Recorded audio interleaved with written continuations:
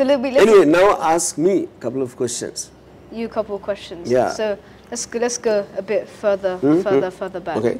So you said you don't like dogs as well, but do you like cats? No. Could you explain? Is it for the same reason? Because I only interact with intelligence. Yeah. I'm not into life forms. I might enjoy seeing them, but I don't want to be in a relationship to take care of them and go through all the other things, the baggage which comes when you take care of either animal or a person. Yeah. So have you ever had a pet before? Yeah. Oh, well. I used to have pets in almost maybe till my 20s.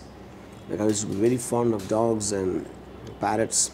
Oh, so what did you feel when those pets died? You know, you must have had an emotional attachment to them because you know they were your pets. You had to look after them.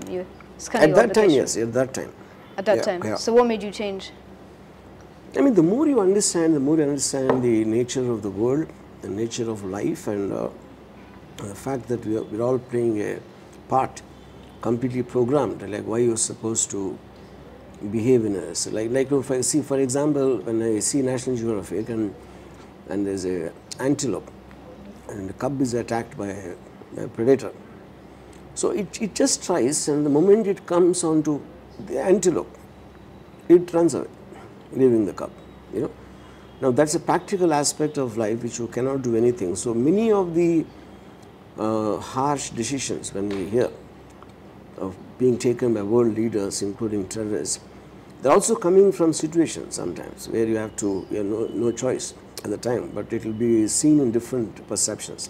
So when I look at it objectively from so many viewpoints, I start detaching from the emotion, because emotion comes only when you strongly feel you are right. I don't believe that.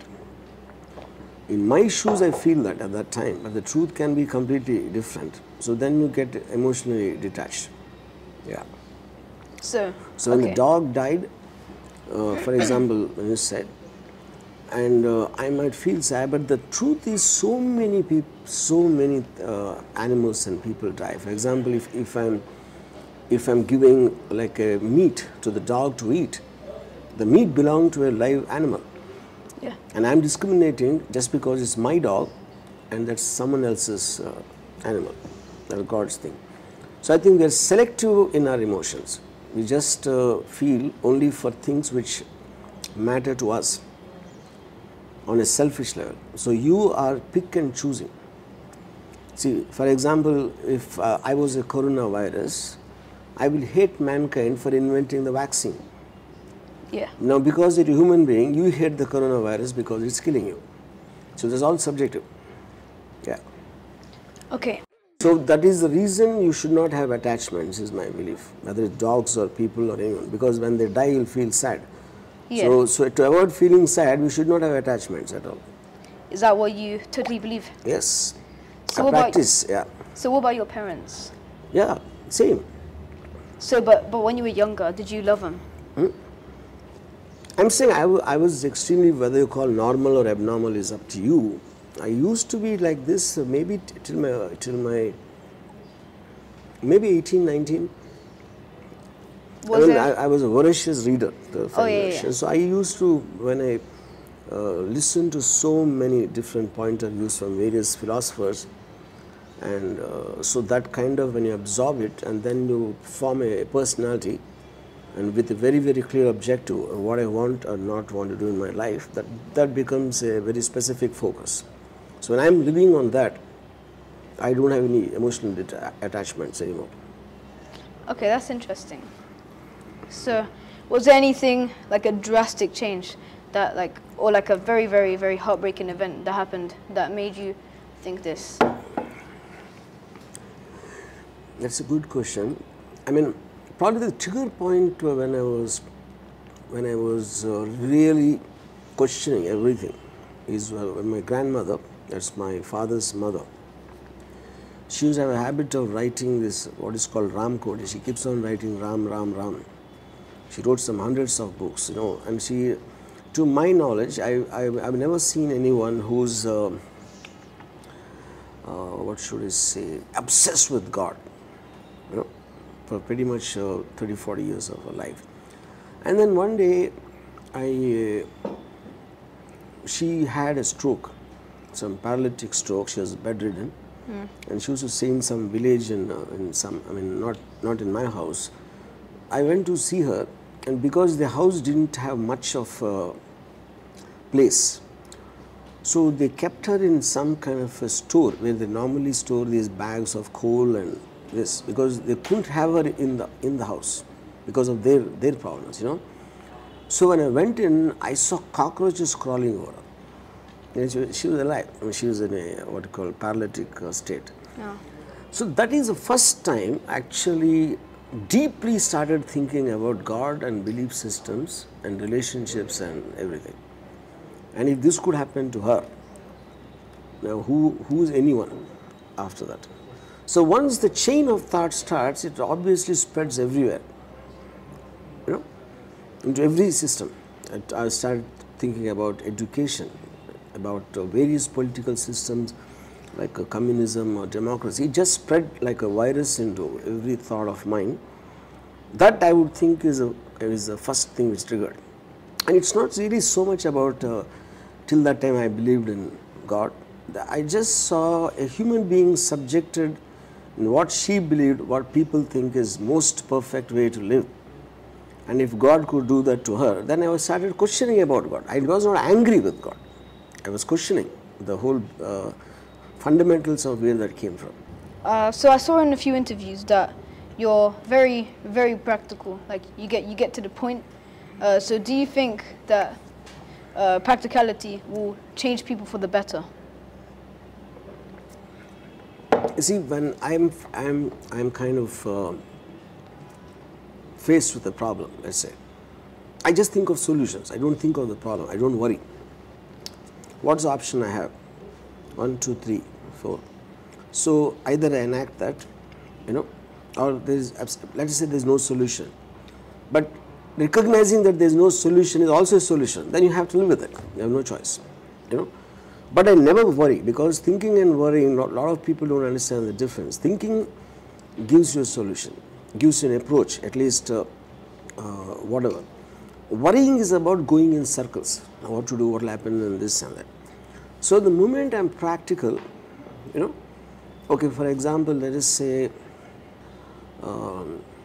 one of my staff comes to me and he tries to tell me about some family matter or someone is sick, and to ask. Even before he finishes the thing, I'll say, just tell me how much money you want, you know, because that comes across as very cold-blooded. It is cold-blooded, because see, my point is he's going to reach that time, okay? And as long as he reaches there, I just want to jump the gun and get into the thing, which he might feel. But I will say, I'm really not concerned about what your personal problem is. I like you. And you are asking me, I take it for granted you will have a reason. And if I have the capacity, I'll do it. So I'm that cold-blooded. Because I don't want his problem to eat into my life, my time. That's the whole point, okay? So with regard to my practical, see, when I was so independent, when somebody asked me, if you're not married and you're not into family, what do you do when you reach a stage and age where you are no longer physically capable? I said, I'll die. I will commit suicide, and in a good way, because life is about living and enjoying. And the day or a stage or a situation comes when I can't do it, I'd rather die and see what happens after the death. I'm a very curious person. Just to live for the sake of living is something I don't, I can't connect. So since we're on the topic of life and death, what do you think happens when we die? I mean, I wouldn't say that this is what happens. I believe it doesn't make a difference whatever happens, because even if you go with the same mind or whatever you have, you know, and since our consciousness technically should stop. My bigger problem about human being is now who's Jack, okay, or who's RGV, who's someone. We are not us. It is a compilation of your thoughts and feelings. So if a guy called X dies, we'll always say X's body is being taken, X's body is being cremated, which means they're separating the person from the body. So the person technically is just like a formless thoughts and beliefs, you know. Now why do they even need a body then? That's one question of mine, okay. So when you are upset with someone, you're actually upset with a certain summation of beliefs and this thing. You're angry with that person, you know. That sounds very stupid. If formless things are hanging around and they just have a body for identify that those are in this body, you know. So the whole aspect of getting hurt, getting upset and getting any kind of a emotion, I think is fundamentally very ridiculous and stupid, which is the reason I don't feel that, you know. So in the context of that, when it is formless and shapeless, and whether they leave the body and go, maybe they'll settle somewhere else, or even if they are not there also, it doesn't make a difference. And the pain is a function of the body, not the mind. So when they leave the body, you don't feel the pain anymore, and you're not interacting with people, and people are the guys who create problems. So if you don't have people, and you don't have the body which creates pain, then technically you should be the most happiest when you die. And you can just fly around and maybe you'll go to Pandora, who knows. Nice. So, did I satisfy with my definition of death? yeah. Oh, yeah.